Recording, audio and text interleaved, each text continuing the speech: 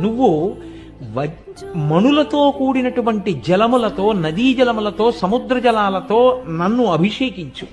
అభిషేకిస్తే నా స్వస్వరూపాన్ని పొందుతాను, నీకు గొప్ప ఫలితం వస్తుంది. అప్పుడు ఆయన అలా అభిషేకించారు. అక్కడ అభిషేకిస్తే కావు కావు అంటూ తిరిగినటువంటి కాకి స్వస్వరూపాన్ని పొంది వెళ్ళింది. ఆ ఫలితాన్ని భారద్వాజ మహర్షికి ఇచ్చి.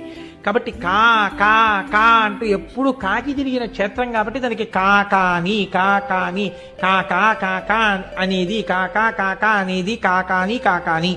అది ఊరు పెరగడంలో చిన్న కాకాని పెద్ద కాకాని వేరుబడింది తప్ప క్షేత్రం పేరు కాకా అని. కాకా అంటే కాకి, కాకా అని అదే పేరు వచ్చేసింది.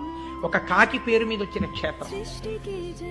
అటువంటి క్షేత్రంలో మహాత్మ్యం ఏమిటో తెలుసా అండి? మీరు కంగారు పడకండి. అక్కడ ఎక్కడ చూసినా పొంగలి తింటుంటారు.